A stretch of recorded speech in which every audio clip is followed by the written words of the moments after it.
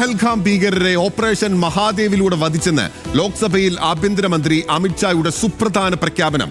ഇന്നലെ വധിച്ച 3 പേരും ആക്രമണത്തിൽ നേരിട്ട് പങ്കെടുത്തവരെന്ന് ലോക്സഭയിൽ തെളിവ് നിരത്തി. ഭീകരരിൽ നിന്ന് പഹൽഗാമിൽ ഉപയോഗിച്ച ആയുധങ്ങൾ പിടിച്ചെടുത്തുവെന്നും ഫോറൻസിക് പരിശോധനയിൽ ഇവ തിരിച്ചറിഞ്ഞെന്നും അമിത്ഷാ പറഞ്ഞു.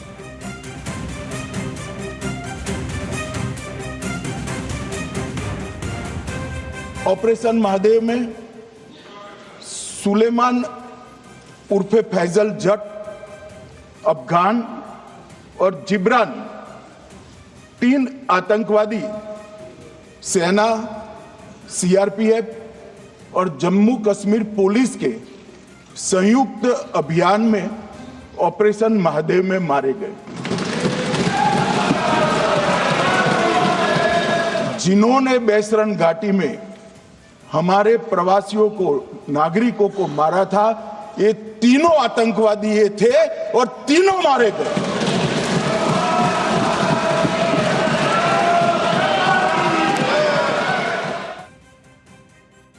അമിത്ഷായുടെ ഓപ്പറേഷൻ മഹാദേവ് വിശദീകരണത്തിനിടെ ലോക്സഭയിൽ പ്രതിപക്ഷ ബഹളമുണ്ടായി. കേന്ദ്ര സർക്കാരിന്റെ വാദത്തിൽ സംശയം ഉന്നയിച്ച പ്രതിപക്ഷത്തിന് കടുത്ത ഭാഷയിലാണ് അമിത്ഷാ മറുപടി നൽകിയത്.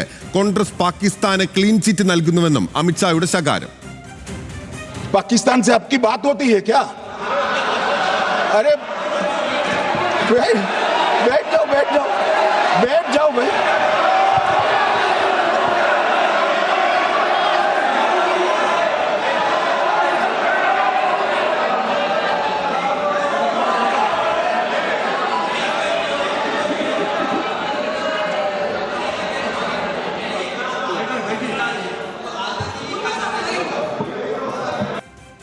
അതേസമയം അമിത്ഷായുടെ പ്രസംഗത്തിനിടെ കൈയടിച്ച ശശി തരൂരിനെതിരെ വ്യാപക വിമർശനമാണ് ഉയരുന്നത്. വിവരങ്ങളുമായി നാഷണൽ ഡെസ്കിൽ നിന്ന് ശ്രീജിത്ത് ബാലകൃഷ്ണൻ നമുക്കൊപ്പം ചേരുകയാണ്.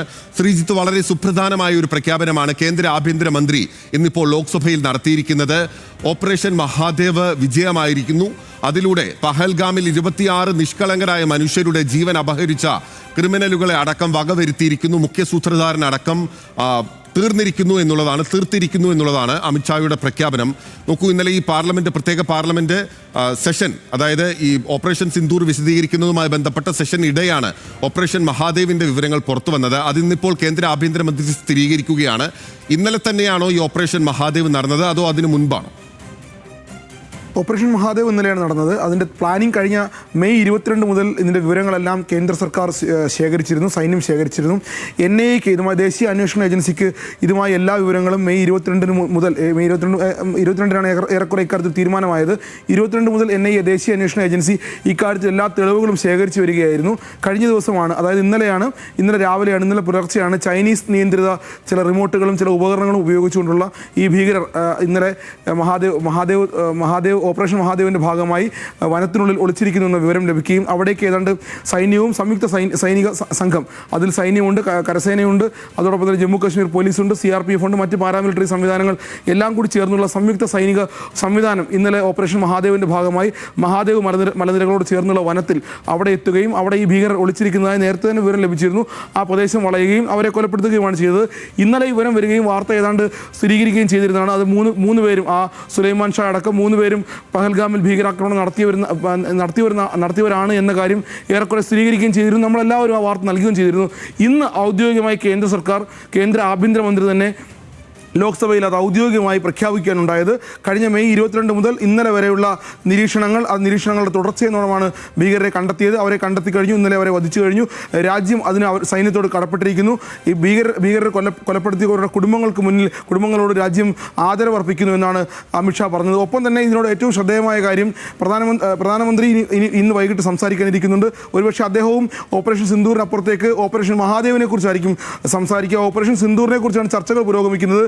വലിയ രൂപത്തിലുള്ള വിമർശനങ്ങൾ ഇന്നലെ കോൺഗ്രസിൻ്റെ ഭാഗത്തുനിന്നുണ്ടായി. കാരണം ഇപ്പോൾ ബിനിൽ തന്നെ ചോദിച്ചതുപോലെ ഇന്നലെ രാവിലെ 11 മണിക്ക് പാർലമെൻറ്റ് ആരംഭിക്കുമ്പോഴാണ് ഈ സംഭവം ഉണ്ടാകുക. ഓപ്പറേഷൻ മഹാദേവ് നടക്കുകയും 3 ഭീകരരെ കൊലപ്പെടുത്തിയതായുള്ള വിവരം ലഭിക്കുന്നതും അതോടൊപ്പം തന്നെ കേന്ദ്ര പ്രതിരോധ മന്ത്രി രാജ്നാഥ് സിംഗ് സഭയിൽ ഓപ്പറേഷൻ സിന്ദൂറിനെ കുറിച്ച് സംസാരിക്കുമ്പോഴാണ് ഓപ്പറേഷൻ മഹാദേവിൻ്റെ ഭാഗമായി 3 ഭീകരർക്കും ഈ പഹൽഗാം ഭീകരാക്രമണവുമായി ബന്ധമുണ്ട് എന്ന കാര്യം വരികയും അവർ കൊല്ലപ്പെട്ടു എന്നുള്ള വാർത്ത വരികയും ചെയ്തു. അതിൽ ആ ടൈമിംഗ്, അതിൻ്റെ കോയിൻസിഡൻസ്, അതിൻ്റെ യാദൃച്ഛികതയെല്ലാം ഇന്നലെ പ്രതിപക്ഷം വലിയ രൂപത്തിൽ ചോദ്യങ്ങൾ ഉയർത്തിയിരുന്നു, വിമർശനം ഉന്നയിച്ചിരുന്നു. എങ്ങനെയാണ് ഇത്രയും ദിവസം, ഈ 97 ദിവസം ഭീകരർക്ക് എങ്ങനെയാണ് ഇന്ത്യയിൽ ഒളിച്ചു താമസിക്കാൻ കഴിഞ്ഞത്, എങ്ങനെയാണ് അവർ ഇന്ത്യയിലേക്ക് വന്നത്, എന്തുകൊണ്ടാണ് അവർ ഇത്രയും നാൾ പിടിക്കാതിരുന്നത് എന്ന ചോദ്യങ്ങളൊക്കെ ഇന്നലെ വിവിധ പ്രതിപക്ഷ നേതാക്കളും പ്രതിപക്ഷ എംപിമാരും ചോദിച്ചിരുന്നു. ആ ചോദ്യങ്ങൾക്കെല്ലാമുള്ള ഉത്തരമാണ് ഇന്നിപ്പോൾ അമിത്ഷാ പറഞ്ഞിരിക്കുന്നത്. അതായത് കഴിഞ്ഞ മെയ് 22 മുതൽ ഏപ്രിൽ 22 നടക്കുന്നു, പഹൽഗാമിൽ ഭീകരാക്രമണം നടക്കുന്നു. മെയ് 22 മുതൽ ഏതാണ്ട് ഈ ഭീകരരെ ഇവർ ഇന്ത്യയിൽ തന്നെ ഉണ്ട്, ഇവർ എവിടെയാണെന്നുള്ള വിവരങ്ങൾ ഏറെക്കുറെ സൈന്യത്തിനും NIA-ക്കും ദേശീയ അന്വേഷണ ഏജൻസിക്കും ലഭിച്ചിട്ടുണ്ട്. അവരെ കണ്ടെത്തി കഴിഞ്ഞു. പിന്നീട് അവരുടെ ഒളിത്താവളം കണ്ടെത്തുക എന്നുള്ളതായിരുന്നു വലിയ ദുഷ്കരമായ ദൗത്യം.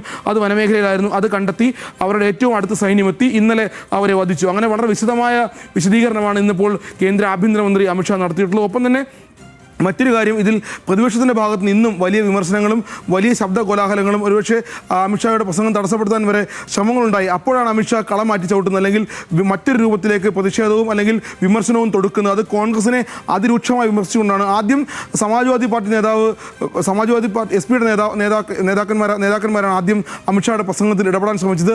അവരോട് നിങ്ങൾക്ക് എന്താണ് പാകിസ്ഥാനുമായി ബന്ധം എന്ന ചോദ്യമാണ് അദ്ദേഹം ചോദിച്ചത്. അതിനുശേഷം അതിരൂക്ഷമായ ഭാഷയിലാണ് പ്രതിപക്ഷത്തെ അദ്ദേഹം വിമർശിച്ചത്. ഇടയ്ക്ക് അദ്ദേഹം ക്ഷോഭിക്കുകയുണ്ടായി. പിന്നീടാണ് കഴിഞ്ഞ കാലങ്ങളിൽ, അതായത് സ്വാതന്ത്ര്യാനന്തര ഇന്ത്യയിൽ നെഹ്റുവും രാജീവ് ഗാന്ധിയും അടക്കമുള്ള ആളുകൾ എങ്ങനെയാണ് പാകിസ്ഥാനുമായിട്ടുള്ള ബന്ധം സൂക്ഷിച്ചിരുന്നത്, ഈ പാക് അധീന കാശ്മീർ ഉണ്ടാകാനുള്ള കാരണം തന്നെ നെഹ്റുവിൻ്റെ മൃദു സമീപനമായിരുന്നു. ചൈനയുമായി നെഹ്റുവിന് വളരെ മൃദു സമീപനമായിരുന്നു. വെടിനിർത്തൽ കരാർ, അതായത് പാകിസ്ഥാനുമായി ഇന്ത്യ വെടിനിർത്തൽ കരാർ കൊണ്ടുവന്നത് നെഹ്റുവാണ്. അതുകൊണ്ടാണ് പാക് അധീന കാശ്മീർ ഉണ്ടായത്. പാകിസ്ഥാനുമായി എല്ലാ കാലത്തും ഇന്ത്യക്ക് മൃദു സമീപനം നടത്തിയത് മുഴുവൻ കോൺഗ്രസ് നേതാക്കന്മാരാണ്. പാകിസ്ഥാന് ക്ലീൻ ചിറ്റ് നൽകിയത് P. ചിദംബരമാണ്.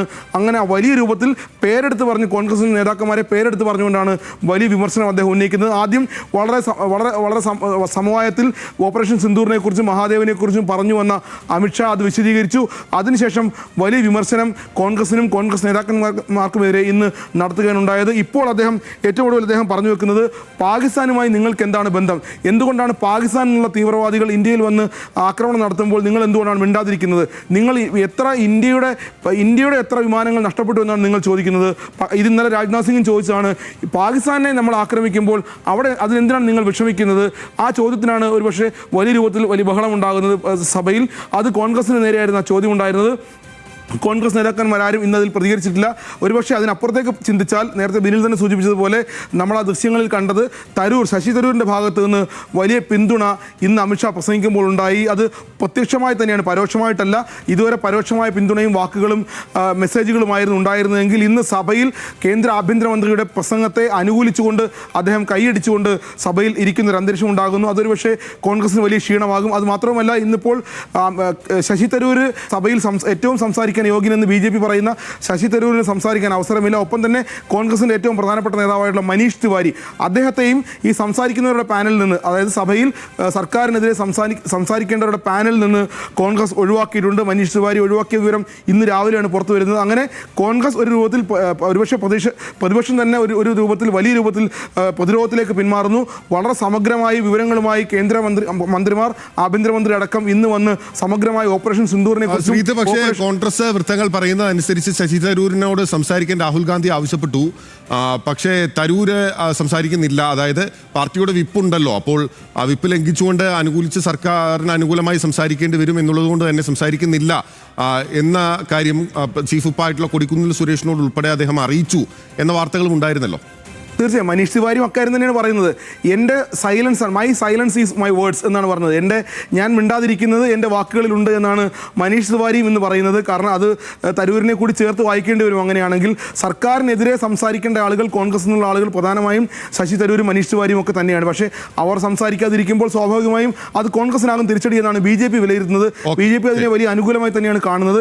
എന്തായാലും കോൺഗ്രസിനെതിരെ ഈ കഴിഞ്ഞ 70 വർഷക്കാലത്തിനിടയിലെ ഇന്ത്യയുടെ സ്വാതന്ത്ര്യാനന്തര ഇന്ത്യയുടെ ഓരോ വശങ്ങളെയും, പാകിസ്ഥാനുമായി ബന്ധപ്പെട്ട, ചൈനയുമായി ബന്ധപ്പെട്ട എല്ലാ വശങ്ങളെയും എടുത്ത് ഇഴകീരി പരിശോധിച്ചാണ് കോൺഗ്രസിനെതിരെ അമിത്ഷാ വിമർശനം ഉന്നയിക്കുന്നത്. ഒപ്പം തന്നെ ഓപ്പറേഷൻ സിന്ദൂറിലും ഓപ്പറേഷൻ മഹാദേവിലും സർക്കാർ എടുത്ത നിലപാടുകൾ, സർക്കാരിൻ്റെ തീരുമാനങ്ങൾ, ദേശീയ അന്വേഷണ ഏജൻസിയുടെ അന്വേഷണം, സൈന്യത്തിൻ്റെ നിലപാട്, സൈന്യത്തിൻ്റെ ഇടപെടൽ എല്ലാം വളരെ വ്യക്തമായും സുവ്യക്തമായും പറഞ്ഞ് പ്രതിഫലിപ്പിക്കാൻ സർക്കാരിന് കഴിയുന്നു, കേന്ദ്ര ആഭ്യന്തരമന്ത്രിക്കും കഴിയുന്നു.